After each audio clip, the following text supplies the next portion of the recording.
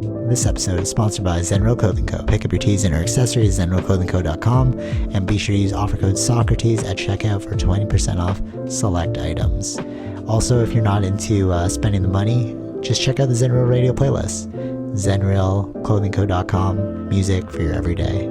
This episode also sponsored by The Portian Bakery. If you're located in the Portian area of Scarborough, Toronto, be sure to check out The Portian Bakery, say what's up to Arville, and pick up a donut or two. Baked daily, crafted with love. This episode also sponsored by Podbean. Podbean is the podcasting platform of choice. It's the one that me and Vish use, and is great, you know, if you're looking to start that DIY podcast yourself. Definitely check out Podbean. Use the link podbean.com/SocraticGamers and gain 1 month of unlimited podcasting for free. Test it out, build that content. Anyone can podcast, right, Vish? Yep. Start a podcast and get your ideas out there. All right, enjoy the episode. All right, I think I'll start with this one because it literally just happened yesterday. We went to see Nuit Blanche, you know, and it's funny because I'd never been to one before. I know one person who did, or two people who had exhibits at Nuit Blanche, but it's something weird about fine art. You know what I mean?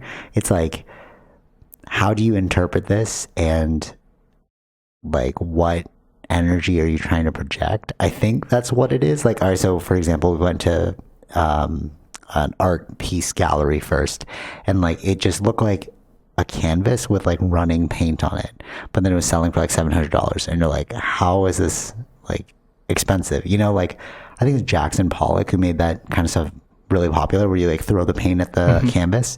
But how do you read art? You know what I mean? How can you tell the difference between just random splashes that a kid can make and an artist? You know, or how do people find that, I don't know, interesting, I guess? Or it comes down to being so it's a very subjective thing. So then how can you charge $700 for it? Because you can charge anything you want, right? Right. Isn't that weird? It's it just really what it means is more to the right buyer, if they subjectively experience something with that painting, maybe it's worth $700 for them. Yeah, but isn't that weird? It's it's so unreal. I think that's why I like Banksy the best, the street artist, because he was saying why, that's why he actually makes street art, because it's free. He's why would I charge this? Because art is, again, subjective. It's it could be worth $1, it could be worth $10 million, you know? Sure, no, that's fine. But then people can take his art and sell it. Which is Banksy. Yeah, that's true. Which is actually what I think some people did. I think they were selling it, and there's a huge controversy over it because they just took some of his pieces. Yeah, so they could do that. No, but him. What I mean is him as he's not getting any money as an from artist. That. Yes. Yeah, right. And that was his stance. If you watch the movie Exit Through the Gift Shop, it was all about his street art thing and how. Yeah, he just finds art in itself silly because it's supposed to be an expression of some idea or whatever, right? But then when you start monetizing art, it becomes confusing because it's imagine going to a garage sale and you see this random painting and the owners don't even know it's worth millions of dollars. Yeah. You know what I mean? And it's because to them, they couldn't care about it at all. But to us, because the whole backstory or how it makes us feel, it's oh, do you know the story of that artist? You know, you know what I'm saying? There's so much that goes into an art piece. Yeah. Which I find really fascinating. Actually, you were saying something? No, yeah, because it reminds me of the auctions, right? And they can go for millions of dollars. Yeah. It's I think you showed me that. Yeah, I showed you that. Yeah, it was it was $12 million something for a painting of a boathouse, and you're what? Yeah. That one I would say then. When it goes to that level, then it's coming down to the artist then. Yes, yeah. Who's the painter? So all right, so that's really interesting because there's in marketing they talk about hedonic use and utilitarian use, which is its actual utility versus what you think it is worth, right? So like with the whole ring thing, like going for rings. And then I was telling you how I initially wanted to get this white gold ring. Yeah. Because it's like, oh, it's white gold. Like the material is going to be like, it must be amazing because it's worth like $500, right? And then I was Googling because I was like, oh, I know that there's something around white gold where like it loses its like whiteness over time. You have to re-dip it every year. So I was like, okay, well, that's an extra $60 you have to pay every year. So what are some alternatives? And then I found out about tungsten, right? And tungsten is not as rare as white gold, but it'll never fade and it'll never tarnish and it'll never rust, right? And it's actually stronger than gold, so it'll never scratch either. Mm-hmm. So you would think, utilitarian wise, like, wait, there's this metal that's stronger, it'll last forever, you know, it won't rust, it won't tarnish. It would be more valuable, but it's $20. And it's like, whoa, the disparity there between like $20 and like $500, like going back to like rareness. Yeah, it goes back to rarity there. But it's weird. It's like, wouldn't everyone choose the tungsten one then? Because it's like, you get to keep that look of white gold forever, though. You know? Yeah. But the pricing then comes down to, I think it's the access to those materials. Totally. And the thing about tungsten is it's in everything. So it's, well, not everything, but it's like, it's a very common metal that they use for like stuff. You know? Yeah. Multiple things. Yeah. So it's funny. It's like, it goes back to the art thing. It's like, why do you place so much value on things that are like almost silly? You know what I'm saying? Well, yeah, I mean, that's the individual's perspective. Yeah, right. Like it's almost like hedonic stuff is like, it's like an illusion or something. I get, right? Like, it's like, it's a painting of a boathouse. Why is it $12 million? Yeah, but that's subjective. And it's like, it's white gold will scratch and you'll lose its like whiteness. You have to re-dip it every year. It's like, well, that makes no sense, you know? Yeah. Just Nuit Blanche like really surprised me over that. Like we went to different exhibits and I was just like, I can't even take this. Cause it's like, it's just, we went to like a Native American one. It was like in a theater we were watching. And then they're like, oh, the film will start soon. And then it started. It was just like dancing and like music. And you're like, what am I watching? You almost had to like pretend. Like you couldn't look at it logically. You know what I'm saying? No, the art is not logic. Yeah. You had to like, what does it make you feel? So you have to that's like what it is. not think about it and just like. Exactly. You know? It's expression. Yeah. Yeah. But it's weird. Like it was funny because like watching a bunch of people slowly walk out of that film. It's like, I don't get it either. Yeah. Most people won't. That's what I'm saying. Most people won't. Most people. Like, Nuit Blanche is like a artistic celebration. Yeah. You know, but to see like those, or there was another weird one. They painted in Mel Lastman Square. They painted the ping pong tables with like a scene, like a meadow. They put like an overlay of like a meadow, and like they put lights on it. I don't understand what the statement was. But like it drew hordes and hordes of crowds, and I was like looking, and I was like, "What is this?" You know what I mean? Like why? Or they put a giant iceberg, an inflatable iceberg, in the pond at Mel Lastman Square. You know how they have like the skating rink there? Yeah. So they just put a giant iceberg, and then people were like fascinated by it. It's like, is this a climate change statement or something? You know? But it's like, yeah, that's a. You know, like you could have walked. If you were a kid, you're like, "What the hell is that?" And just like walk away. Well, yeah, when you're asking what is it, the statement, then that's the subjective matter here, right? Weird, unless you actually talk to the artist, or what is the the artist music. Like to me, it means this, but it could mean something different to you. Yeah, true. I think maybe that's why I like marketing too, because it's like art, but with an intended purpose. It's like if it's sold well, like a commercial, it's like an art piece, right? And if it sells the product, then it did its job. But like that's more globally accepted art, you know, whereas like these niche Nuit Blanche things are so random. Yeah, that's why they're very niche, like one day a year, I guess. Like, but you know, it's like all over Toronto. I didn't know. Like I thought it was just over here. No. Yeah, it's like 7 p.m. to 7 a.m. Yes, and then in my feed, you can just walk. Yeah, like to different like stations and stuff. Yeah, it was crazy. Yeah, they had some big like floats downtown too. Yeah, weird. I don't know if it's for you, like that's cool, but I feel like you almost have to like go to school for it to like or like study it. to get what these things mean. You know what I mean?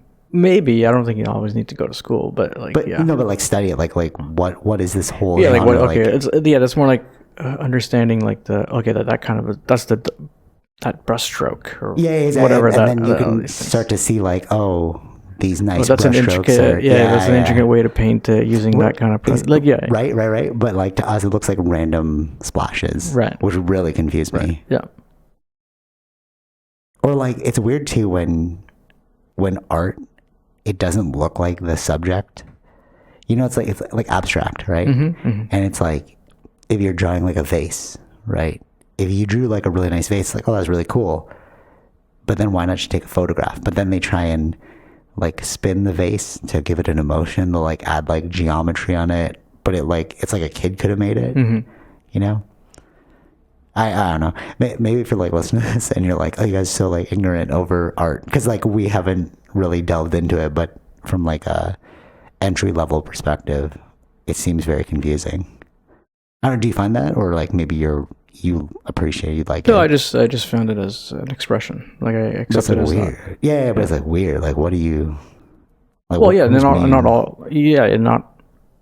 I wouldn't say like again, it's very subjective. It's like some art I'll find cool, some art I won't. Right? Yeah. I like street art's cool to me. Right. You know. Yeah, but that's all. It's all part of the art, right? So. Yeah. True. Okay, so that was a little random. Well, actually, I had one more note here. It's funny because, like, with everybody who was at Nuit Blanche, and then how many of us are just faking like it's cool?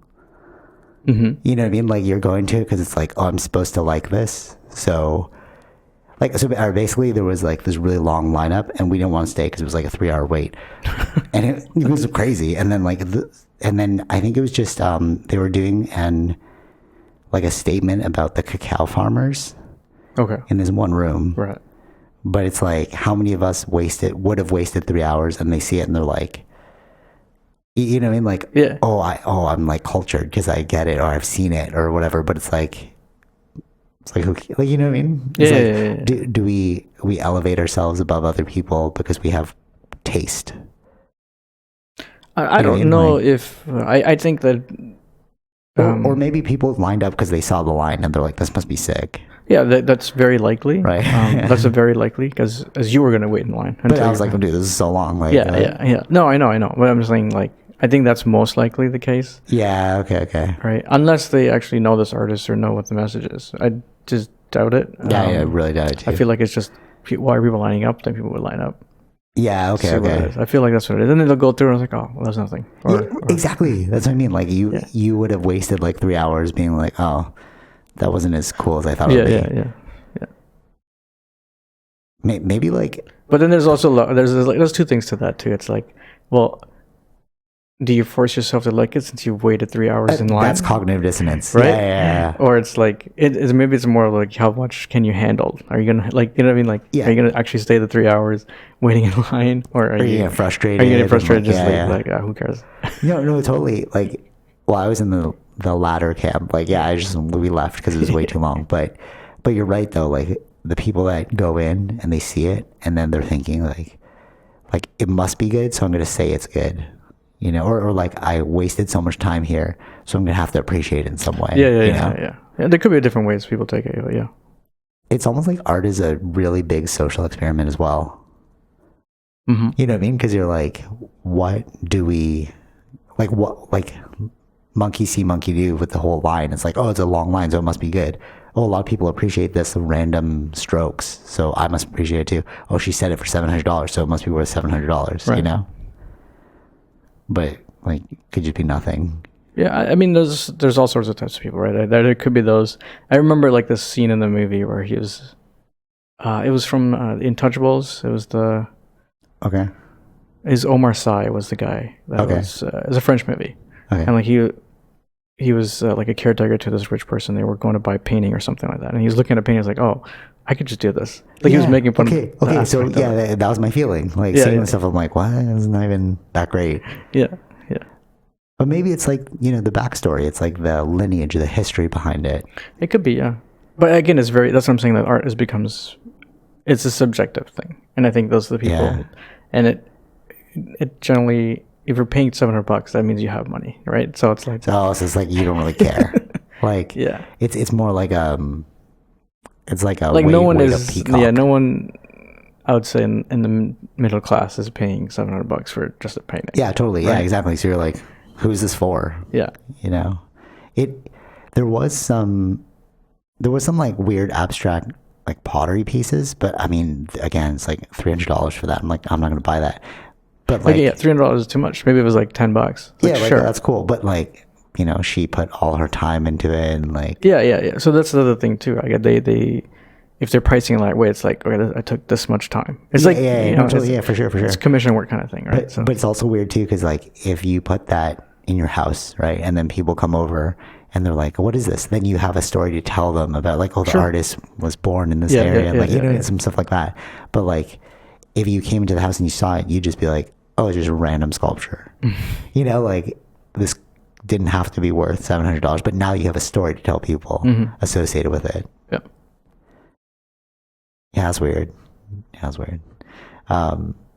Okay, so next thing. Oh, speaking of art, there was this is actually in line with it. So I think it was like Fashion Week this past week, and there's a guy.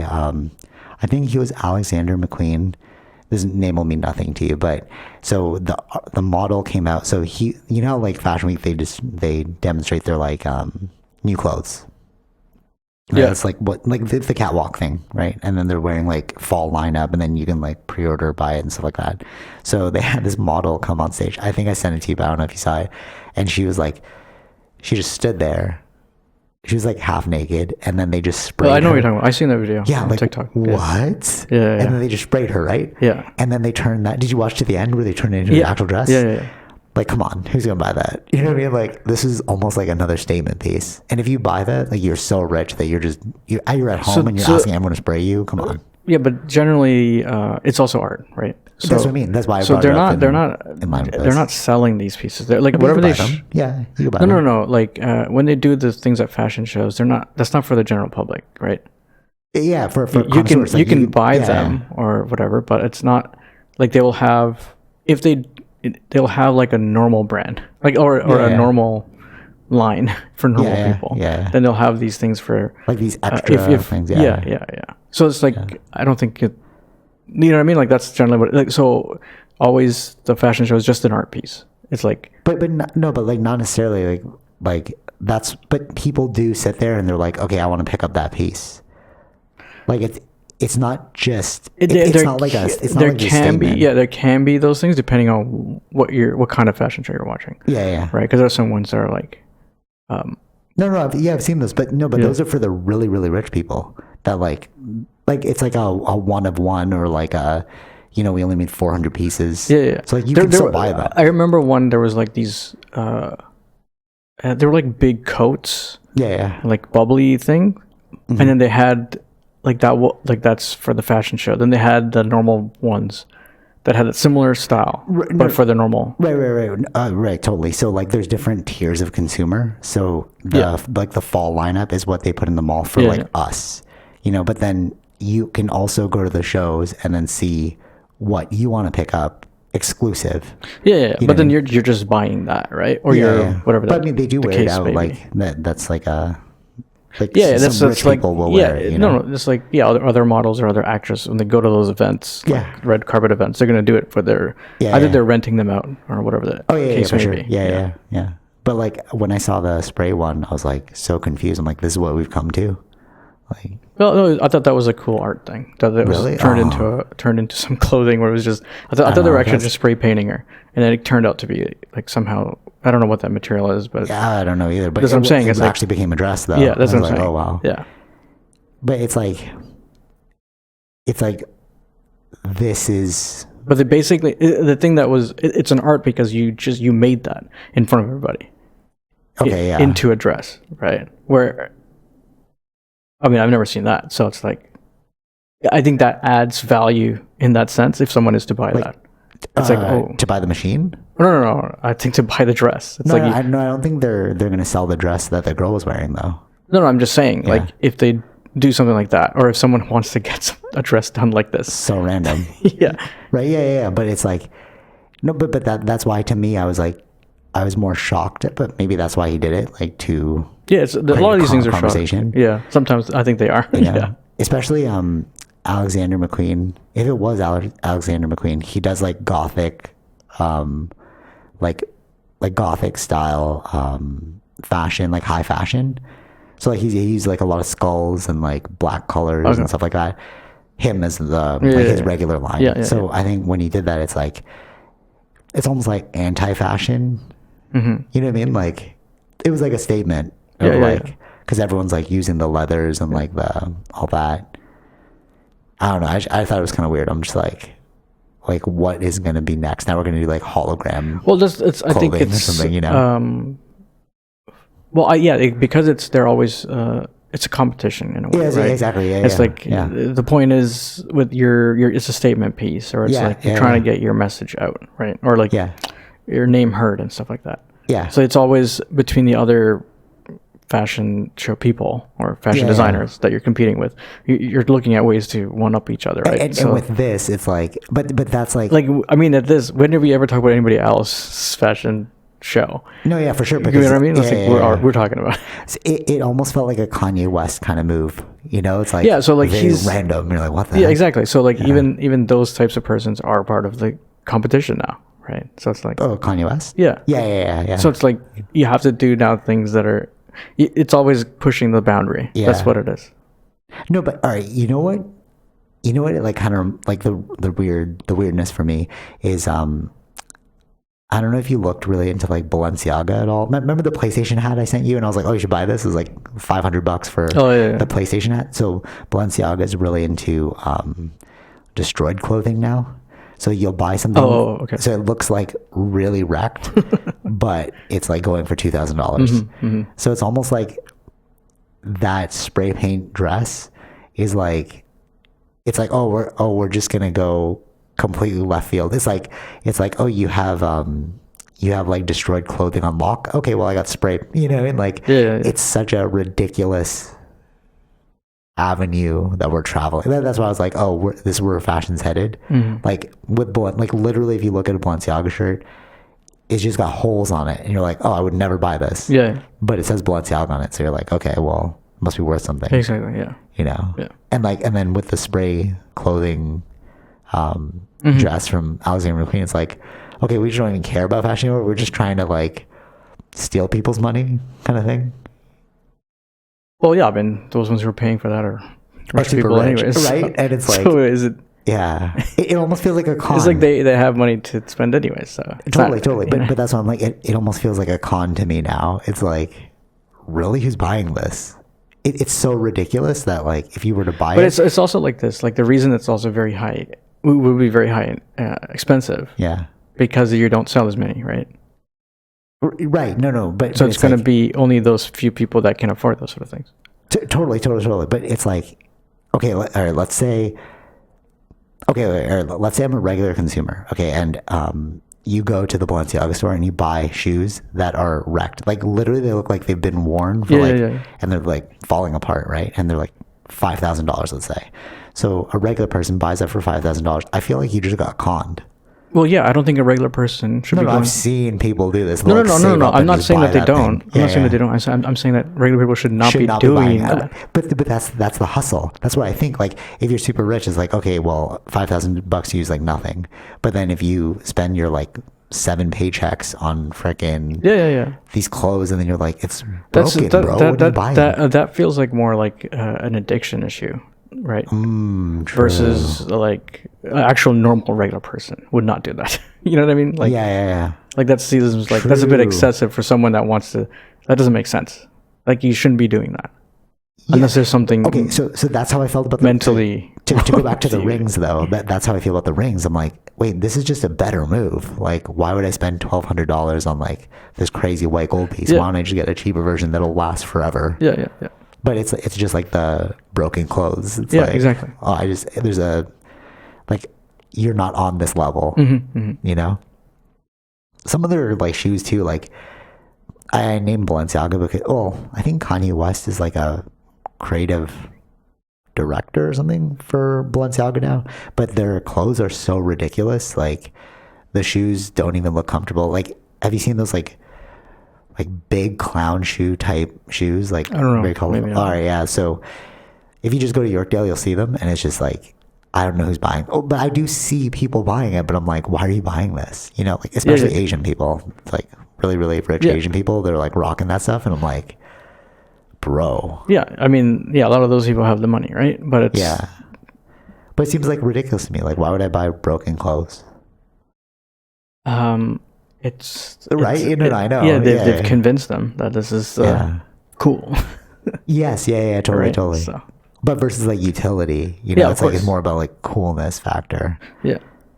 I do like one of my bucket list things is to buy like YSL jeans. My sister's like, that's so stupid. They're like $700 for like jeans.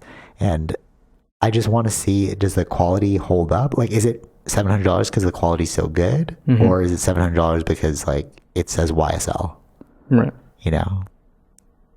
Yeah, I don't know. It's just like, fashion's a weird one. Because like it's like the art thing. It's like, but all right, no. You know who's really cool about this? A$AP Rocky. Because he's like, it doesn't matter what you wear as long as you are comfortable in it and you're confident in it. Yeah. It could be anything. Sure. You know? Yeah. I think that's where you should head versus like, because like what he was saying, he's really into fashion. What he was saying is like people who just buy the whole lineup, like, oh, I got the you know, Gucci shirt with the Gucci pants and the Gucci hat. It's like, oh, you're just a billboard for Gucci. Mm-hmm.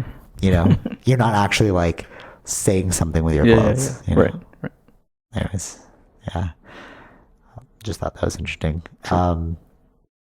Okay, let's get into the upcoming inflation. Did you see or not? No, sorry. Upcoming recession. But okay, so my cousin in the Philippines has asked me about inflation, and I went to Fairview yesterday to buy some chocolates, right? And like my mom's just like, oh, pick me up some chocolates I have to get for a coworker, and they rose the price by like $2, something like that. Mm-hmm. Like she told me, like the cashier lady, because my mom was like, oh, I just gotta buy the $12 one, and I couldn't find it.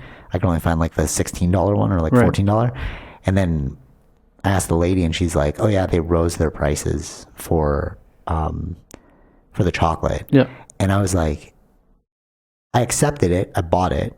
Right. But I was thinking, are we just normalizing inflation?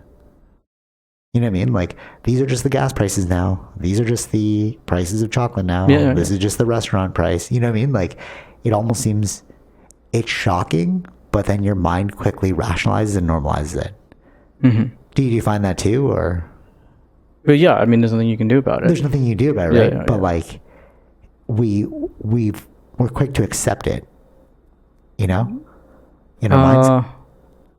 Accept it, yeah, because we don't have any other choice. Right, if you have to buy it, you gotta buy it. And I wonder if this was the same feeling for people who are in the Great Depression. Mm-hmm. Like, I wonder if, because you know, we look back at it and we're like, dude, what? That was the prices were so crazy. Oh, you're wheelbarrowing cash around. Like, you know, it's like pictures of people with wheelbarrow full of cash. So like, to them, it probably felt normal. Like, of course, this is what we got to do. Yeah, but us looking back now, we're like, what? Well, yeah, you have to do what you have to do, right? Right. When you're in a situation. But it's weird because I'm wondering now, like, are we in that same situation? Well, you have to be. No, I mean, like, are we in that same situation where, like, history will look back and be like, oh, that was the great inflation crisis of... Maybe, yeah. You know what I'm saying? Yeah. And then seeing that social media post about, like, we're headed into a recession in 2023, I was like... Are we always in a recession, though? Like... since 2008, well, the recession, right? when they say recession is if it's 2 quarters of low GDP, that is considered recession. Okay. Sorry. But also, it's like it's very hard to. It's like there's 2 things I've read. Okay. Interesting. Like last week, I saw where it's like it's going to be a short recession. Okay. And then now it's like these other long recession? And I don't know, like a different person or a different economist is saying it's going to be a longer recession. It's like, but we're still a recession period, though. There will probably be, both are saying recession. So okay, it's just now how short the duration. Is a recession. Yeah. But like, or how impactful is that recession? But so is the recession impacting our prices and our global? No, right now that's the inflation. Okay, so what would the recession comes later? No, but what would the recession impact? Or is it just like a statement of the time we're in? Like, does that actually mean anything? I think it's about how much money flow is happening. Okay. So then recession. But then would the so if things are like in what technically it would happen, because if an inflation, I don't know, I'm just thinking because certain things are priced, or pricing higher, you'd spend on the things that you need versus the things that you want. So you're spending less. You're spending less overall. Okay. On like other types of stuff. So money isn't flowing in the economy, causing a recession. Okay. So, but that won't. But the thing that impacts our day to day is inflation. Recession is just the term of like, this is what you're doing. Like, a recession won't increase our prices, right? Or will it? I don't know. I don't know what happened in 2000. Does increase our prices, though. Yes. And our global convergence. I was going to say that because I have like Squarespaces and US dollars, stuff like that. Like, I have things that I purchase in US dollar. And I checked yesterday, like, how much is $100, 100 CAD converted to USD? And it was 100 is equal to 138. And I was like, dude, that's a lot of money. Yeah, I think it was, close to. Almost like 50%, that I'm paying more. Yeah. I think $67. Dude, that's crazy. Or cents to US dollar, something like that it was. So is that what recession would impact then? Like global prices? A recession would impact globally, yeah. Yeah, I don't know. It's such a very complicated. That's what I'm saying. It's a very complicated. But we do know that inflation does impact the day to day because we see the prices rising. Yeah. I remember it's trickling. The thing, where did it was a video where I was seeing it's like, because we need to have an abundance in order for like a normal stable economy. Abundance of supplies coming out of whatever we're getting from China.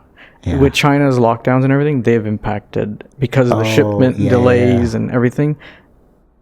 That's the reason for the inflation. Right. Yeah, because supply and demand. Less supply,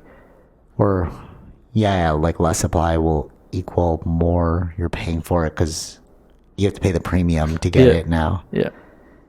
Crazy. Yeah. My cousin was saying that he remembers when we were younger. He lives in the Philippines now, and he was saying that when we were kids, my aunts and uncles would buy like a ton of grocery for like $25, and now like $25. Like if I go to the grocery store, like $25 is like maybe like 5 items. It's like barely there. Depending on the year, that there's also like this inflation. What's the normal thing that generally, like recently just increased the minimum wage? But it was like 50 cents though. Your brother was telling me. I was like, that's nothing, bro. No. What I'm saying is there's like something that cost $25 then isn't the same today. Like that $25 would be different 10 years before that, or like. Oh yeah. Okay, yeah. It's like a normal rate of inflation. Is that what it's called? I guess? Yeah. Price is rising. Yeah, over time. Yeah. Okay. Yeah. There's like, I guess, ups and ticks where it's like it jumps up quicker, then it slows down a bit, comes back, and then it'll like gradually do it versus going down quickly. Though. Sorry. I choked on my energy drink. It never goes down though. Like, no. Yeah. Like it's always climbing. Yeah. That's the problem with inflation. Yeah. I think your brother said this to me, but I didn't fact check it, and it was pretty stunning. But like, what's considered poverty now? Like if you make a certain amount, I think it was like 30, like last time I checked was $35,000 is per year is you're considered like poverty now. Mm-hmm. And I think he said like 48 now. And I'm like, what? Like that's crazy. Like to live in Toronto and stuff. Yeah. Relative. Okay. I don't know. Yeah. It's just like, that's crazy because it's like, well, yeah. Like living wage versus minimum wage. Yeah. Right. Because I'm thinking of that. Like, so you might have a minimum wage, and you're making like, let's say $28,000 a year or something like that, or $35,000 a year. But then you're considered in the poverty zone of Toronto because you're not making enough to have a living wage. So that's bananas. Yeah. It's kind of freaky when you break it down into that, right? Like living versus minimum. Because then you're like, is this game rigged? You know what I mean? Because you're like, I'm working, because somebody could be working 8 hours a day, doesn't even have enough to survive. Yeah. Sucks. But it's the times we're in. Oh man, that did not go down well. Yeah, so like seeing all the price increases and like me and my sister went out to eat at like Pizza Libretto, and it was like we got like 2 appetizers, 1 pizza, 1 dessert, no drinks. Give a guess. $80. $80? Yeah, it's not bad. Okay, yeah. So it was 96 after tip. But I was like, damn, bro. This is like nothing. 2 apps, 1 pizza, and a dessert. Like, who's like, I think we said this before. We talked about it before about the growing divide between the rich and the poor. And I was saying things like remote work, that's just dividing blue collar and white collar. Now I'm starting to see like going out to a restaurant, you're dividing even more. Like, who's affording this? Yeah, so that's what I'm saying. Like, people are going to spend less outside. That's what's going to end up causing the recession. But then that's like the problem with the Great Depression is people were hoarding their money and money wasn't flowing. And that's why we went into a Great Depression. And then what kicked us out of that was World War II, because that forced people to go back to work and then make money because they need to make like military arms, like bombs and stuff. Yeah. Are we in that repeat cycle? Right? With the whole, they had the Spanish flu, then like it's the same kind of history thing. Literally always just repeats itself. Yeah. So we just went through COVID, and then now we're going through a recession. If we hit a Great Depression and then all of a sudden we spark a war with another country, boom, we kick ourselves out of it. Yeah. Apparently, ever since World War II, America hasn't been out of war. So, like, not war, like, obviously war, like not war. Yeah, not war with countries, per se. More like sending military arms, is what I mean. Yeah, okay. Like we haven't, we're Canadian. They haven't stopped creating military arms because it builds their economy. That's what the military industrial complex is. Like after World War II, then they went into like Vietnam War or something, and then they created the war on drugs. And then from the war on drugs, like if you can force the government to create arms, it gives people jobs, and those jobs give people money, and then money flowing is what creates a strong economy. Right. Crazy. Like, war might be our way out of this. Not that I want war, but you know. Yeah. Well, yeah. Now that I don't know, Russia annexed those countries, and okay. So what's going on with that? Actually, this isn't one of the topics, but my mom was watching it on CNN. I was like, "What is going on right now?" So they apologized or something, or like he apologized. Who? No, I don't know. I saw him in a like government type setting, and then it said control, like Russia controls something, and I don't know. So yeah, it was just on the news, and I was like, what's going on? Well, in the Russia invaded areas of Ukraine, where they have more of a Russian population, I think, that they voted on a referendum, and in that vote, it's saying that they want to join Russia. What?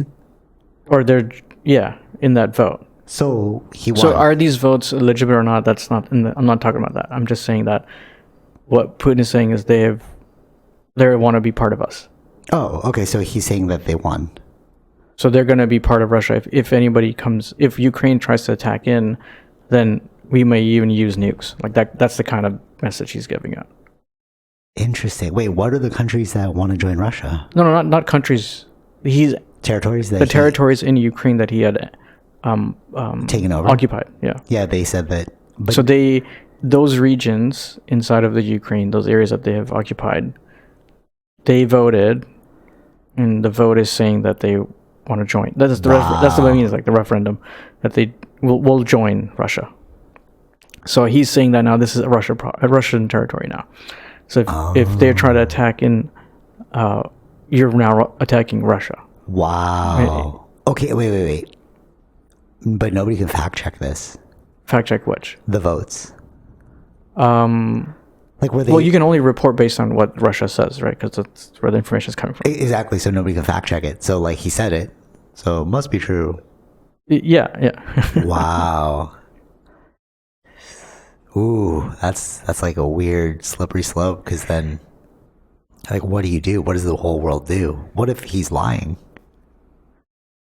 Yeah. Well, that's the thing. This is the game that they're playing. So, but then he was also doing the whole drafting thing, right? I think that's what he was like. He didn't mean it like drafting, or I think that's the apology part. Yeah. Like he didn't, because he knew that he upset a lot of people. Oh, really? Okay. That they were like trying to leave, right? So he's trying to like pull them back, get more support again. Yeah, saying that. But I don't know if they're... Okay, that explains... Because I remember in that other part, like, it said something about, like, Russia owning... Like, they've joined... Like, basically what you said. Yeah, and I was like, what is this? Like, did he win? Because I don't pay attention to this, so I was like, did Putin just win the war? And I was like, no, he's, like... So, like, there's regions. There was already... so that explains what I saw now. I'm like, oh, okay. Yeah, so there's territories that they had occupied in Ukraine, like the Donbass region, or what? No, I think it was Donbass. Like, those were predominantly, population-wise, more Russian. Oh, okay. So, by them voting on a referendum saying that they want to join Russia, that's what is now the situation, where it's like, these portions are going to become Russian territory or not. Like, this is the fight. If you continue attacking, because there's certain areas that Ukraine have won back.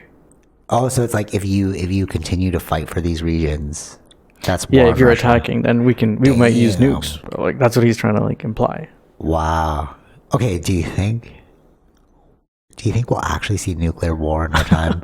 Jeez. At first, I was like, I don't think so. I think I think if he does use it, then we're going to war. That's the scenario. Wow. So it's sort of like it's like if because the U.S. has said if he uses it, then we're in war. Right. So it's almost like it's like, how much are you pushing this guy? Right. It reminds you of like the Cold War. That's right. That's right. That's true. Who's going to use the nukes first? So Russia and America were always like at odds, right? Talking about, like, you remember those like movies where they're showing the kids learning how to hide under the desk in case there's a nuclear blast. Like, are we back in that zone? I don't know yet. Right? Wow, it's super trippy. Yeah, because that time too, there was like the Cuban Missile Crisis, right? They're bringing in the nukes to Cuba. That way they can hit America. Right? So it's like... Wow. Then there's North Korea to think about, and there's China to think about. Japan's in the middle of this. Japan's like an ally to the West, so it's like... Yeah, very interesting. I wonder what'll happen. Oh, Japan and South Korea. So it's like those two countries. Okay, you know what'd be really weird? If we do like a nuclear war, and okay, well, it'll be interesting because if we do have like nukes going off, and then no aliens come, then we're on our own. You know what I mean? Like, because like all this talk about aliens and stuff, right? All this like this assumption about like, oh, aliens are watching, like they shut off our nuclear energy systems, but then if we just go straight into war, it's like maybe that was just a psyop on everyone. You know, to not make us want to drop the news. Like, oh, watch out, the aliens will come and stop everything. Are atom bombs considered nukes? Because they dropped the atom bomb? Yeah. Maybe, I don't know. But those are the only ones who've done it. Only America's done that. No, it must be a nuke, right? Because they dropped it on Nagasaki and Hiroshima. Yeah.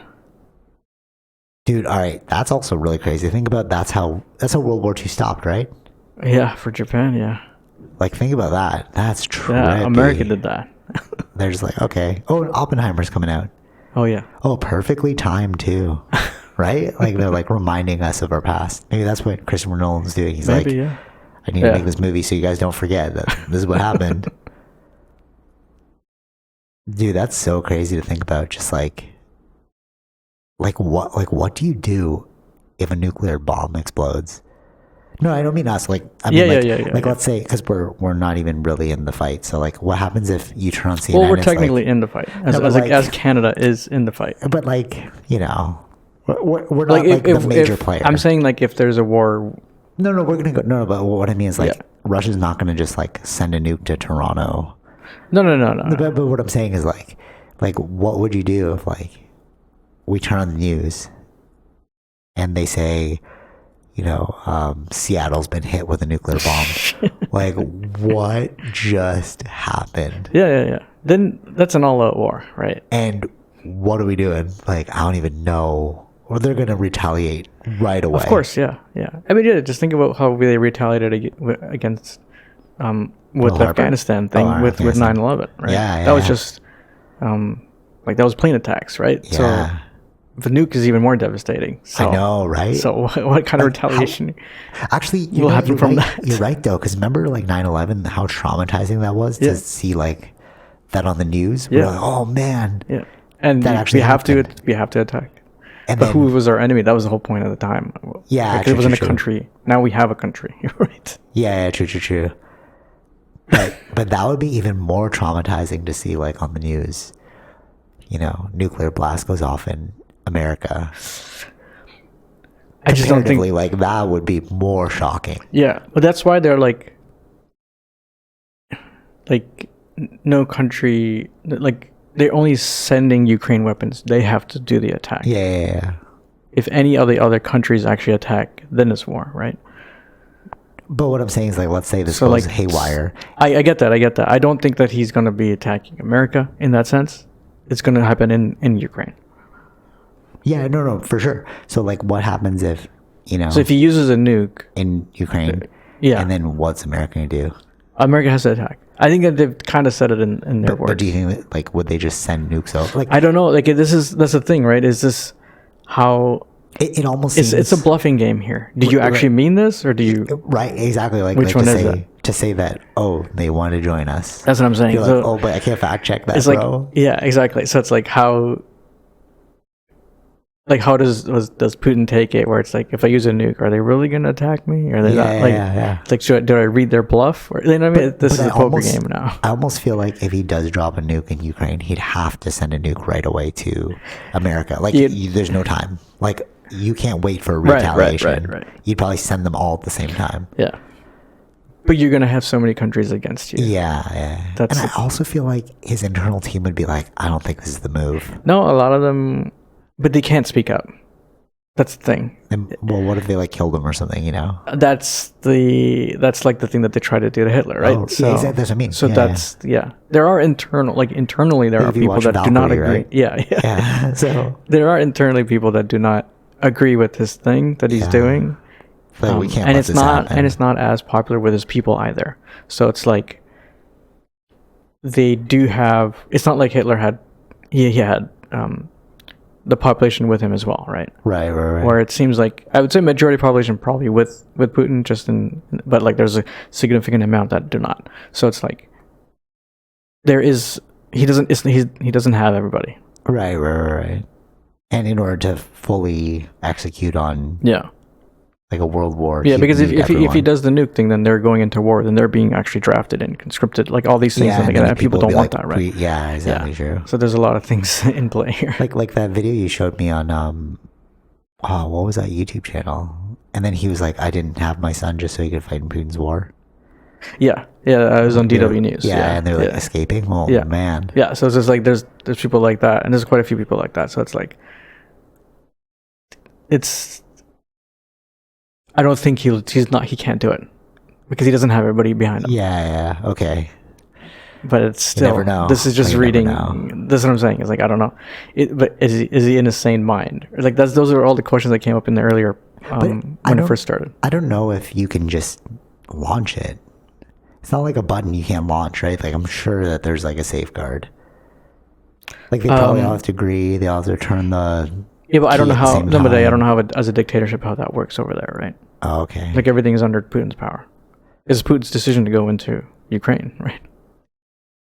Yeah, but you also have to. I'm sure there would be you need to like get support. Yeah, I don't know. What was the? Oh, it was probably just a show. I know there was like people that are like sane people within the Kremlin that will try to dissuade them if it goes into that level. I feel like, and there are probably people that are in like that but haven't spoken up as well. Right. Yeah, trippy. Yeah, because there's so much levels because you don't want to get killed. For opposing him. So you have to like pick and choose your battles. Yeah. You're like, okay, we're gonna invade. Okay, let's and like how many allies will he still continue to keep the Chinese like China as an ally if he uses the nuke? There's so many things. Well, that's true. That'll also mess up like world economics too. Exactly, hugely. And that's also not good for China. And China has an issue right now with their own economy, so it's like it's little. Yeah, everything is so. It feels like World War I, where everything's like tied together, like a domino effect. Yeah, 2023 will be interesting. It'll be interesting to see like where it all heads. And because we're coming into winter too, that's like Europe is having a huge inflation issue. Oh really? Yeah. Oh yeah, because and especially Germany too, because a lot of their like natural gas and stuff comes from Russia, right? Okay. So I didn't know this. Yeah. So that's why like Germany was one of, not I want to say the last ones, but like the original, the chancellor before the one that's there now was very good allies with Russia. Okay. Because she knew how to speak Russian and everything, right? So they were good friends, but like. Germany was one of the last ones to be like they were hoping for just diplomacy versus now we have to do sanctions and all these things, and that affects their natural gas, their energy sector. Yeah. So they're trying to find ways to get energy into the country. Wow, that sucks. So that's why they're like Europe is in a very bad situation. Like I think the euro is almost on par with the US dollar. That's how. Oh really? Yeah. Wow. So that's how bad Europe is doing. Ooh, it's such a destabilization. I wonder though if we come out of this whole situation with a new superpower in top. You know. We'll see. Like the whole the transition towards like Brazil, Russia, India, China, like the BRIC economies, which they've been talking about for years and years, right? This might be that moment, you know? The catalyst was war, which makes sense though. It's like, like you need war to change things because it's such a disruptor, you know, who's standing at the end of when the dust settles kind of thing. Crazy. Hopefully it doesn't. Yeah, it's yes, hopefully not. Yeah. Actually, well, all right, I'll tie this one in to that one since it has to deal with like economies. Indigenous people. Remember I was doing the course, so I'm like even more freaked out now about history after taking this course because like we've been told for so long that they were, you know, savages was one thing and like unsophisticated was another, you know, but then taking this indigenous course and finding out that the French were the first people to come to Canada, and then they created trade relations with the indigenous who had been doing trade for 4,000 years across North America, right? Like, which is like US and Canada, right? So for 4,000 years, you've been doing trade. They even nicknamed it the Grease Road because the main thing that they were selling was like oil. How can you call them unsophisticated?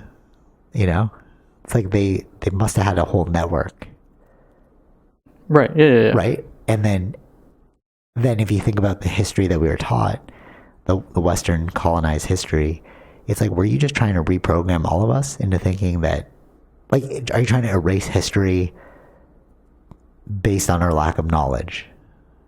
You know what I'm saying? Whereas now it's like, because of the internet, the Great Enlightenment, I can take this online course and learn all about the real history of what had transpired. Sure. So now, but then it's like,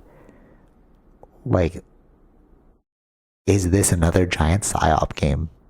Because they wrote the history textbooks. We went to the colonial schools. Yeah, well, it depending on. Yeah, I understand that.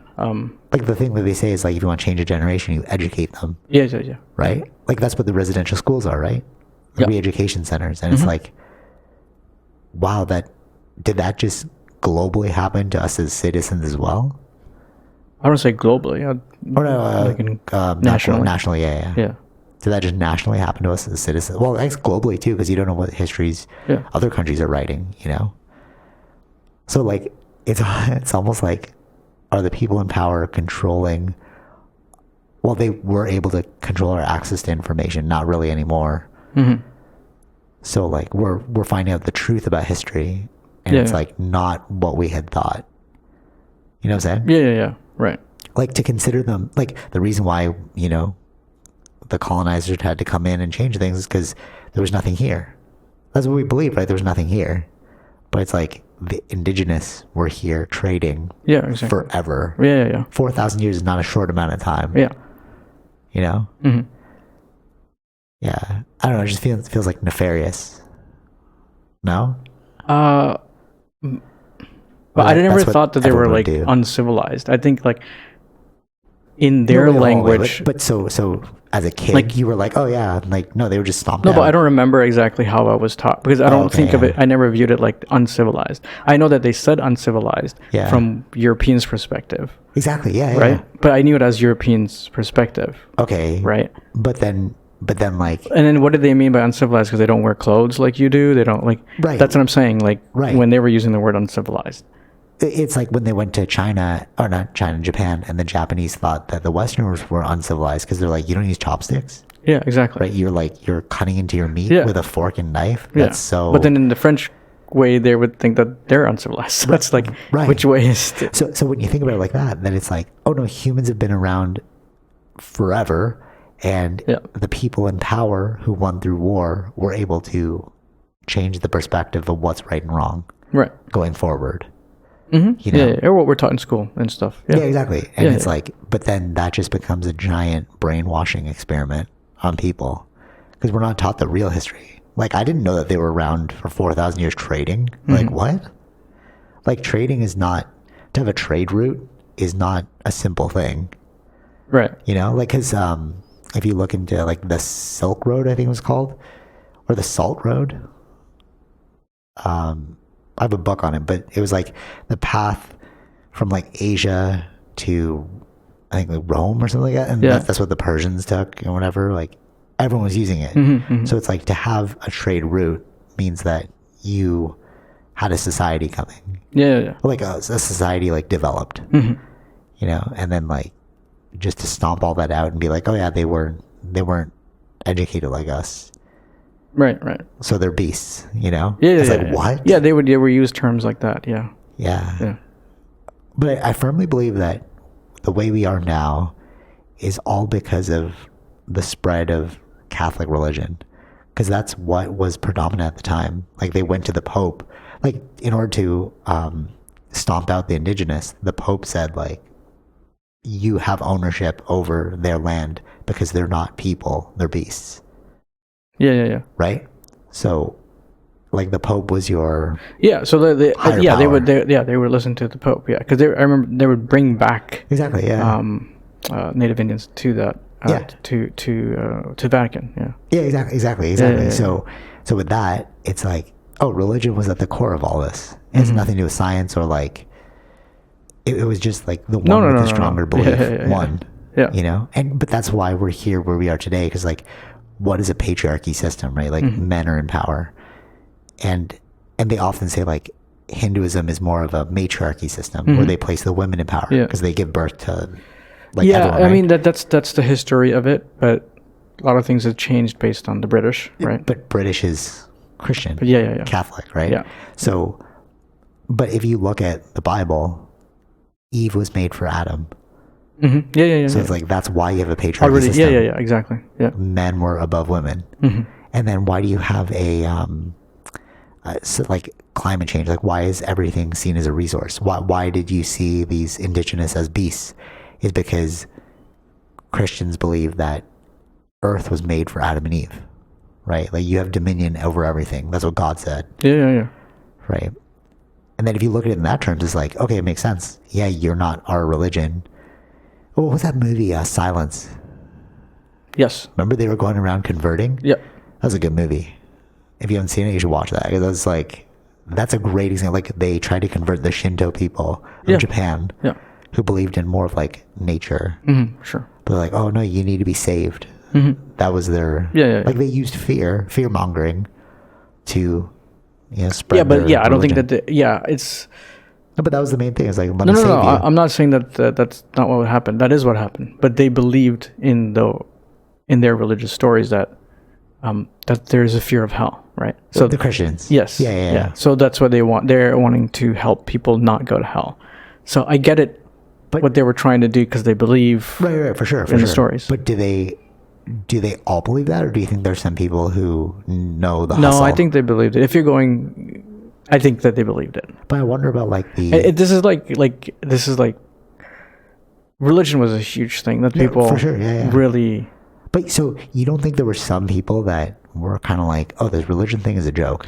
There may have been some people, but that's just because they were then stuck in that world, right, to become a priest or whatnot, right? Oh yeah. But I think that there were people that really did believe it. I think there's probably more of that than the ones that didn't. There's a line where it's like, when you don't want to eat a hot dog when you find out how the sausage is made. Like, yeah. So it's like, because I have a cousin who he's like super atheist now. He like believes the same thing like as me. And if I were to say something, he'd agree with it. But they sent him to missionary school. So when he went to become a priest, when he was going through it, he's like, oh, this is ridiculous. It's not real. And that's what opened his eyes. So like when you learn how the sausage is made, you're kind of like, what? Yeah, but it depends on how your mind was already at before or prior to going into it, right? So it's like there are people that really do believe it. But I find that people who don't really know, like you're more inclined to believe it if you don't know what it is. Yeah. Right? You know what I'm saying? Like ignorance, right? Yeah, or like you think that you're lesser. Okay, so like if I were to tell you, because like I did YTT training and I saw like a lot of educated people taking this, and then we were learning about like energy fields and chakras and stuff like that, and they believed in auras and like I could touch an aura. I'm like, I don't think that's real. Like maybe to some degree, but not what you think it is. Yeah, exactly. Like, if you have like a cancer, I'm just gonna rub my hands and put my hands on it and it's gonna go away. Like no, I don't think so. That's not how it works. Right. It may feel nice, but I don't think you're really pulling out the cancer, bro. But with that, it's like because you weren't educated enough, so that air of mystery allows you to believe in it. Yeah. But if you looked into things like what is the history of chakras, then you're like, oh, it just came from. So like the chakra system is closely linked to the endocrine system, like the parts of our body that create hormones. So like the thyroid is the throat chakra, adrenals are the abdomen chakra, testosterone is the root chakra, stuff like that, right? Yeah, okay. But like if you look at it like that, you're like, oh, it's just like their naive science. They didn't know what these things were, but they're like, oh, something here is like generating energy in my body. Now we know them as hormones. Yeah. So like if you're gonna we're labeling it as hormones, but like through our language now. Yeah, like, exactly. It's like we're just catching ourselves up. Yeah. They had their own language. But then that's how they understood based on their science of the time. Right. Exactly. That's why it's like naive science, because like they didn't really know what these things were. I don't want to say that. I don't know. Even now we can say it's somewhat. Some things are naive science. No, it's always naive science. Okay. Always, all right. I just wanted to confirm. It's just like a state. Like it's all now, based. We'll call it naive science as well. Yeah, that's what I'm saying. It's all based on the tools we have now. The tools that we have now to understand the world. Yeah, that's what I mean. That's what I mean by it. It's like it's always evolving. Science is always evolving. Yes. But that was their science at the time. I just call it naive science because they didn't know any better. They're naive to it. Yeah. Right? Well, that's what I'm saying. I'm just saying based, like I would word it more like based on their tools at the time. That's their understanding of science. Totally, I agree with you. It's just like I was using two words. You used a whole sentence. So because it's like there's two different meanings in that. Right. Naive, like you like to suggest that ours is superior. Yeah. Right. I get what you're saying. Totally. Yeah. Or like, what well, like timestamp science. Like it was just during that time. No, I like, get what you're saying. No, I get it in trying to be suffice with it, but also there's meaning lost when you're being suffice. Because then people are like, oh yeah, they didn't know. We know best. It's like, no, we know to a point. That's what I'm trying to say. Like we didn't say that today's also naive science. All right, I agree. Okay, fine. Well, I'll call it timestamp science then from now on. Starting now, timestamp science. So, according to their timestamp science, they believed in like chakras. And then if you take that knowledge now, but you don't re-educate yourself, you don't upgrade your intelligence into what that thing was, right? Then you're gonna think like, oh, I can control you with your chakra system, but no. I mean, you could if you like, but not really, you know. Yeah. But people like stories though, and people. But I things think, that are like, you know. But I think that's the best way to control someone is like you don't give them the full information. Yeah. You know, like I heard that they don't really teach them the full in the UK. They don't teach them their whole like not the monarch system, like the colonial history. Oh really? Yeah. Oh, that's interesting. So they probably just focus on the good things. It's not their colonial stuff, so they're not really seeing We're that. Saviors. Yeah. Or like this is what Britain did, but there's no like context of colonized or what came with colonization. Or like what Winston Churchill actually did, or what did he actually say? You're focusing on the lighter side or the better side, which is like, oh, Winston Churchill helped us win World War II. Right. Yeah. But then there were shipments of like food taken from Bengal state or something, and where people were starving. But it's like he called them like savages. They don't need them. We need it. It's like this. You know what I mean? It's like it's framing. It's framing. Yeah. There's a thing in like martial arts. They do that too, where I was even told to do this through like my own teachers. Like, don't teach them everything. Like, what do you mean? Because then you always have something on them. I'm like, well, why did I want that? Yeah. You know, but it's like, that's the control. It's the way to control. It's like, if I tell you like, oh, I haven't taught you everything yet. You need 20 more years before I show you like one more thing. Gotta pay membership for 20 years, bro. Like, come on. Yeah. Exactly. Right? Like, a lack of knowledge is a way to control people and their power. Well, yeah, that seems like even like, what's that one? Well, I don't want to say it's all of religion, but I think many of them are like that too, right? Unless you actually read the stuff, or like Scientology, there's like levels to it. Yeah, for sure. I mean, like that's also like, because you're like religion. That's why I wanted to read the Bible, like, because how many people actually read the Bible? And like I know like a lot of atheists say just read the Bible. Atheists say because you find read the Bible and you made. see. So you don't eat there anymore. You're like, well, what is this? No, but that's very true though. Like because growing up, I like really rebelled against the whole Catholic system, being Filipino, and then I asked my parents, like, did you guys even read the Bible? And they're like, yeah. And then like I made it a point to read the Bible because I'm like, now I have it on you. Now I know more than you, right? I can tell you why I don't want to be a part of this. But it's like like the truth. There's more to. I think it's the community aspect. Is some people find that more greater than necessarily the book itself, right? So, or the Bible itself. It's the community aspect. No, I totally agree with that. Yeah. People do need sources of community. But I mean, like, I think because people, it's very emotionally connected, right? So you feel good when you leave that kind of place. Yeah. Like going to, I don't know what they call it, like a church thing, whatever, right? Yeah, like, church. Yeah, like doing the whole, whatever they're doing for that hour, right? Yeah. You're all a part of it. Yeah. Part of it, right? So there's a really good energy with that when you leave. So it feels like, there's something you might connect that to, like, there's maybe something to it, right? Yeah, no, totally. So. Yeah, for sure. I used to like be super into telling people like, why are you doing that? Whatever. But then I realized like, oh wait, no, there is a benefit here. And I think people do need this. Yeah. Yeah.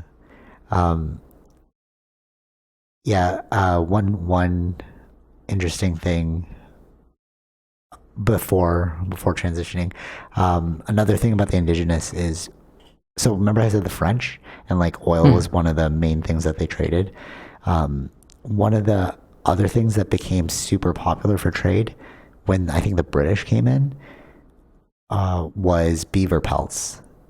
Right? And the reason why is because beaver pelts were used to make hats. Those top hats that everyone wore. Yeah. That was all like beaver. So Yeah, and that's why they have the beaver as the national coin or like mascot of Canada. Right. Okay. Isn't that interesting? Yeah. Like, oh, okay. Mm-hmm. But going back to it, it's like everything is all about money. Yeah. You know, like why colonize this area? Resources, because those resources allowed us to have money. But one interesting thing about like, it's always about money. Of course. Yeah, right. Yeah. There's no reason to expand if there's nothing to gain from it. Yes. So one thing that, from an indigenous perspective, that they were saying in the program was they didn't understand wealth. Yeah. Because they were nomadic. So they're like, why would you want, because they were always moving. Yeah. So they're like, the more things I have, the harder it is for me to move. Yeah. So that was a new concept they didn't understand. So they would give like, I don't know, really important technology, like pots was a really big thing that the indigenous wanted, because you can like heat up water. Right. You know, and like and they're like, oh, you want like one beaver pelt for 20 pots? Yeah, sure. Like it confused them, because they're like, I'm not going to use, like, who cares about this beaver pelt? You know? Yeah. Like to go back to fashion and go back to like, you know, the gold versus the tungsten. It's like when you look at it in terms of, you know, it's actual utility, it makes no sense to not buy it for utility. Mm-hmm. You know what I mean? Like maybe lavishness, actually this is hitting me now, maybe lavishness and like wealth and like those like projections of importance, it's a totally colonial concept. Yeah. Right? Mm-hmm. Doesn't that make sense? Like just saying, why would I buy the white gold if I'm going to have to keep fixing it and then redipping it and it scratches? Why don't I buy the better metal? But it's like, oh, but it's gold though, you know? And then you're like, but that's a colonial concept. It doesn't matter if it is actually useless. Or like the painting that's like, it looks like splashes.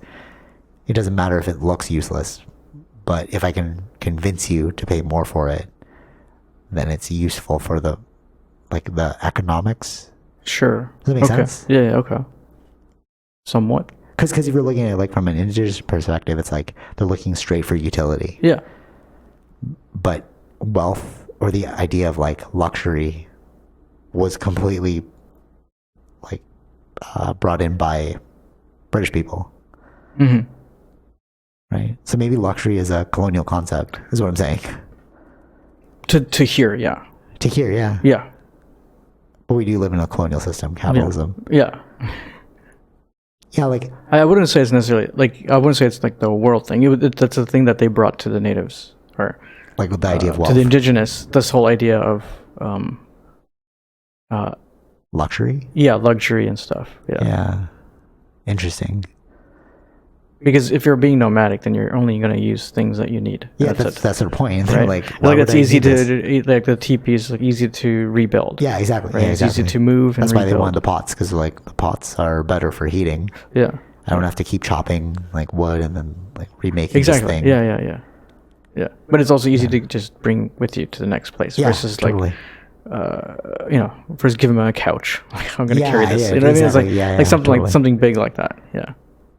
Like these are tools that can be used versus the utilitarian purpose versus living luxury, right? Yeah, which is like actually pointless. Yeah. Well, to their concept, yeah. To their because they were again nomadic. Exactly. Yeah, fascinating. Yeah, that makes sense, because that would be like, it's like part of a cultural shock thing. I don't understand. You just stay in one home, like I don't, you know what I mean? Like to them, it's like it's really It'd be confused. Yeah, they're like, wait. Our normal is moving around, which makes like we follow wherever we need to go to get our food. So like things like how Florida is now experiencing that hurricane thing, they would just be like, why don't you move? Mm-hmm. You know, and like, oh, that's not a good place to stay. Move then. Like to them, it makes total sense, but to us, we're like, no, but I bought real estate and like I like the sun here and blah blah blah. You know, but it's also not easy to move because you bought real estate. Who's going to sell the real estate to? Who's going to buy the real estate? You weighed so much. You've weighed yourself down with your wealth. Yeah. Whereas the indigenous people were focused on like not being too weighed down by things. Exactly. You just move. Yeah. You can. Yeah. Yeah. Interesting. That's an interesting concept. And it's actually getting like a lot of resurgence. A lot of people are trying that nomadic way of life. Like Kanye West, he didn't have a home. Elon Musk, no home. Well, he has like a very tiny home. But well, I mean, these are like millionaires. Yeah, are they really nomadic? They can. No, they're not really. But You know what I'm saying? It's like they're trying to I get it, but they have nomadic. money to that easily just move. For sure. Like they can work from anywhere. Yeah. Let me just like rent out a luxury suite in a hotel. Yeah, it's like no, I mean, you can say that, but it's like, oh, I have a meeting in LA. I can just fly there. Like, true. Nobody has access to that. Yeah, like nomadic life is reserved for the super rich among us. Yeah. Like private jets and that's true actually. Yeah. Okay. One last thing. Actually, a couple last things. In relation to this, the Hudson Bay Company, the history of it being the biggest trading post for like indigenous relations is fascinating to me because we see the Hudson Bay Company today in Toronto. It's like a big department store. Yeah.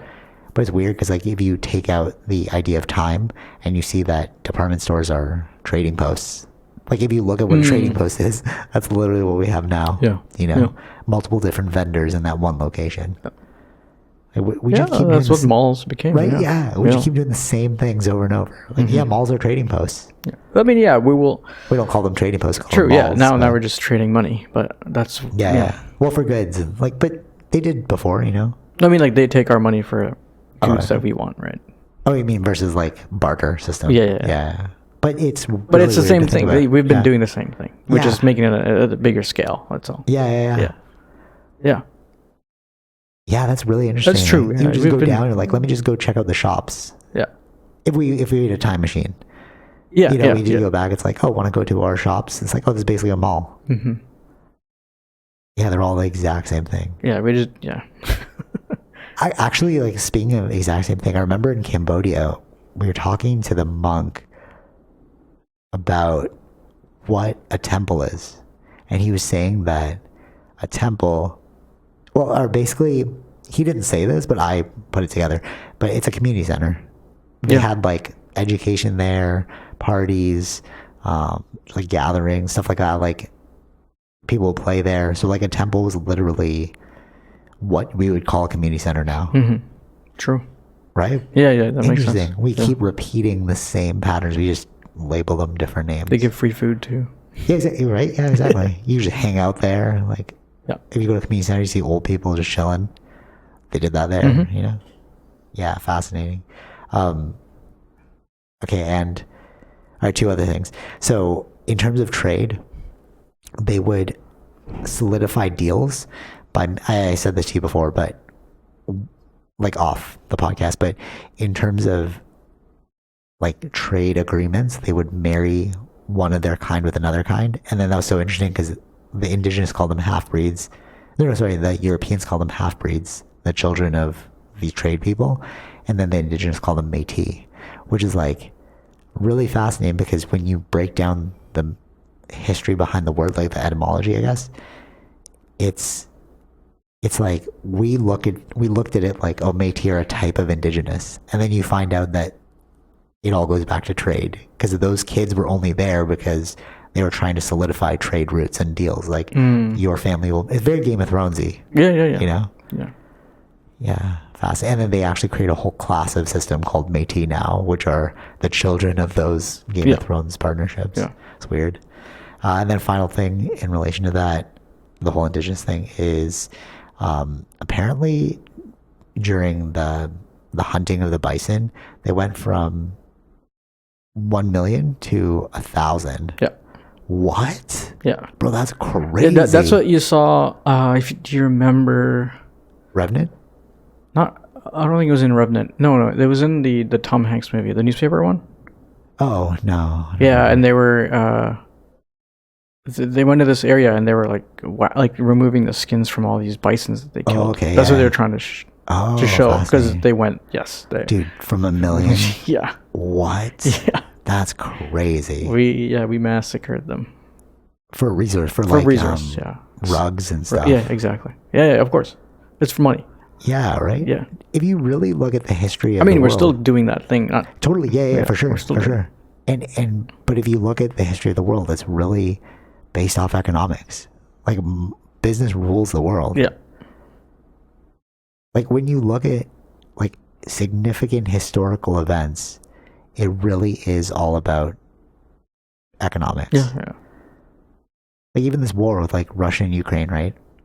They're like on the surface, they're like, oh, I want to nationalize you again. But I'm sure there's like a resource issue there. Or Ukraine owns most of the world's grain or something like that.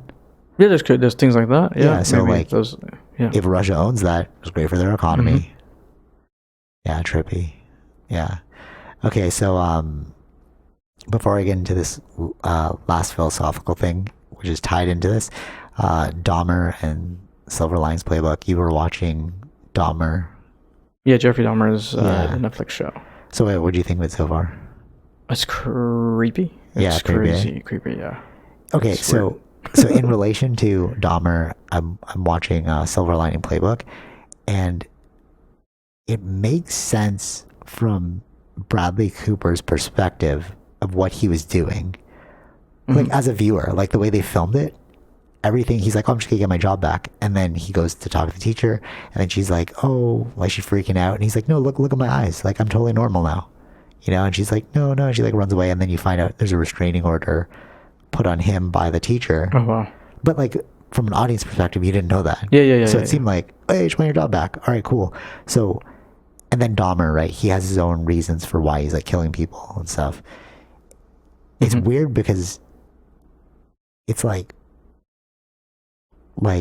we don't like this whole term of like crazy. It's really just a perspective that person has that we just don't see. Yeah.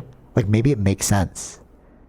Yeah. You know what I'm saying? Like it tripped me out, like watching Silver Linings Playbook. It freaked me out because I was like, it made sense. Like, yeah, okay, you want to get your job. You just got out of this place and you want to get your job back. Yeah. But we didn't know that, you know, you had an outburst. Exactly. Yeah. Yeah, so trippy. And like he, the reason why he was in the mental institution is he beat his wife was cheating on him, and then he caught them, and then he beat the man like half to death that he caught, right? So that's what we heard. Like he was explaining why he was in the mental institution, and then the psychiatrist was like, okay, can you tell me something that happened a week before? And he was like, yeah, they were like plotting against me, and they were spying on me and all this. And then you're like, wait, was that, obviously that's not real, they weren't plotting against you and spying on you, so how can I trust your news story that you just, you know what I mean? Like it all makes sense, but then you enter seeds of doubt, and then you're like, are you sure you're sane? You know? And I feel like that's like the whole mental health perspective thing. It's like you do see something, like I can't deny it, but I just don't know what you're seeing, right? You know? Yeah. Did you notice that in Dahmer too? It's like he's eating people's faces. Like, yeah, like my sister said this one where because she heard about it, he was eating people. He's like, I wonder what they taste like. It's like, okay, I can understand that perspective. Yeah. I do wonder what they taste like too, but we can't but just then do go that. Yeah, then go and actually do it. Yeah, is another thing. Right? But it's like, but it made sense. But there's little things here and there. It's like the Jeffrey Dahmer thing, like what things that happen, because you don't just become like a crazy serial killer. Of course not. All the events that lead you to become that. Yes. Is like for this person, all these things had to happen. Like things can happen in a normal person's life too, but like what you get from those experiences of those little things that you end up becoming a serial killer. No, for sure. Actually, it reminds me of the book Outliers. So everyone talks about Outliers, that book, as like how you became Michael Jordan, how you became the world-winning whatever.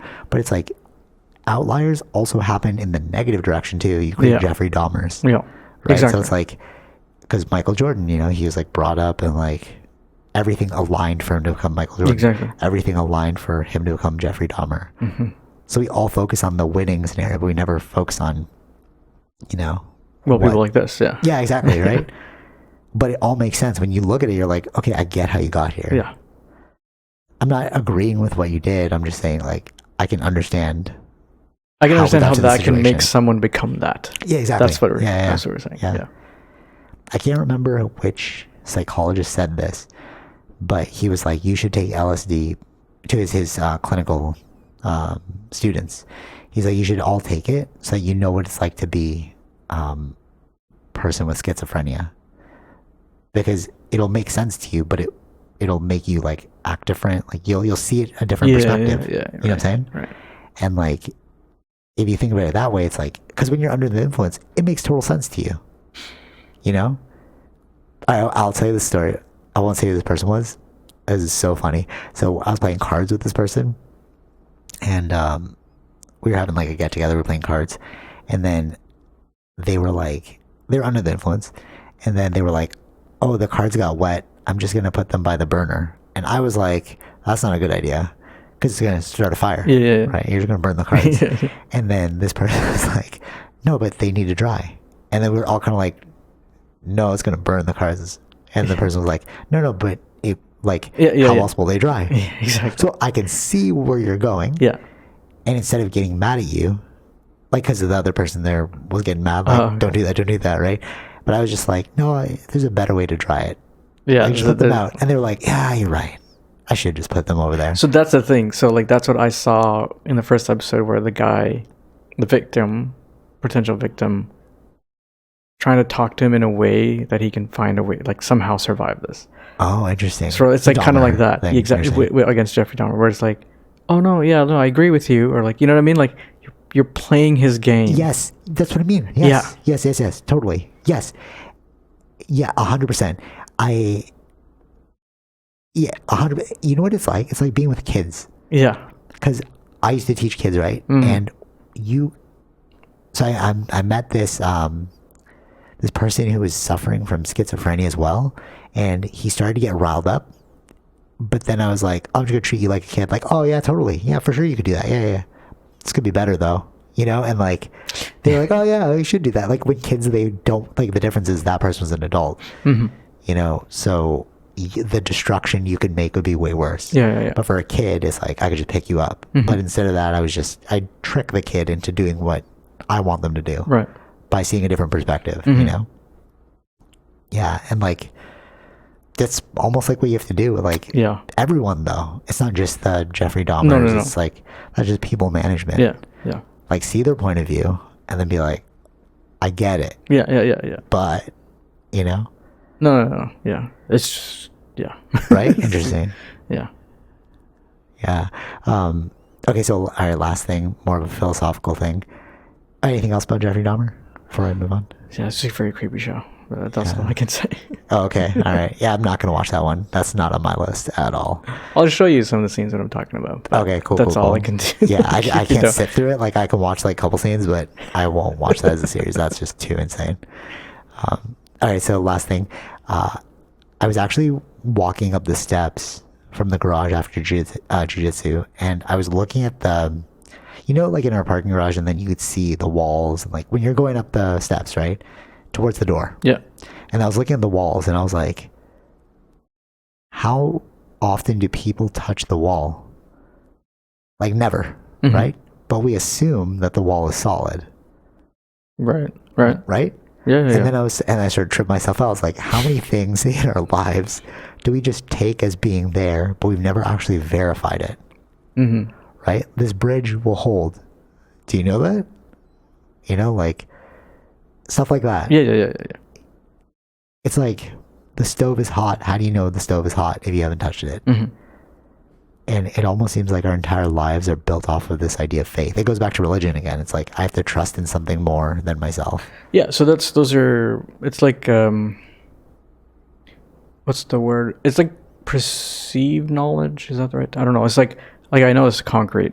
Like, you know what I mean? Like, yeah. Like I know this like is all of the things I know about concrete should assign with this. Exactly. Yeah. But we don't have to, in each step, verify everything. Yeah. Right. But if we did that, we wouldn't move at all. That's what I'm saying. We wouldn't move at all. Yeah. Well, that's the idea of like stereotypes, right? Like you move through the world using stereotypes, even though people are like, stereotypes are bad, but I'm like, but we all use them to like get through the world. Like if we didn't have stereotypes, you can walk into danger. Right. Like if, all right, let's say I'm walking into this shop, or no, this person walking into like a shop, and I see a knife. Yeah. Like, if I didn't react with a stereotype and be like, he might hurt me, I would just like keep going, or I'd ask him like, oh, what's that knife for? You know what I mean? Like if I had to verify everything. But like our stereotypes keep us safe. But a lot of people like, which is again, it goes back to Jeffrey Dahmer, because the victim really? was like that. Like you're perceiving everything. You're looking at his room. Oh, am I reading this right? As in he's going to kill me, or? Oh yes, and they didn't know if he was a killer. Yeah, but because you don't know if he's a killer. But it's rude to assume. Yeah, you're like, I can't just be like, are you a killer? Yeah, and that might just kill me if I do that. Or if he's not a killer, it's like, oh, what do you think I'm a goddamn killer, bro? Like, and he gets mad at you. You're like, oh, dude, I'm sorry. But again, like we need stereotypes to run through this world, but people are vilifying stereotypes. It's more important to just be like, no, we operate off stereotypes. Like that's the knowledge situation. If you just knew you run off stereotypes, it's like, okay, so you can double check your stereotype when necessary. Mm-hmm. You know, like that's what racism is, though. Like if you don't like black people, it's like, okay, maybe something led you to believe that, and that's why you're having that knee-jerk reaction. Like I don't know your history. Maybe you got like beat up by a bunch of black people, and right? After that, now you just assume you have, exactly. But that's your survival instinct. Yeah, you know. I'm not going to vilify you for that. I was like, I don't know. Like, if I got stomped out by a bunch of them, I'd probably forget too. Mm-hmm. You know?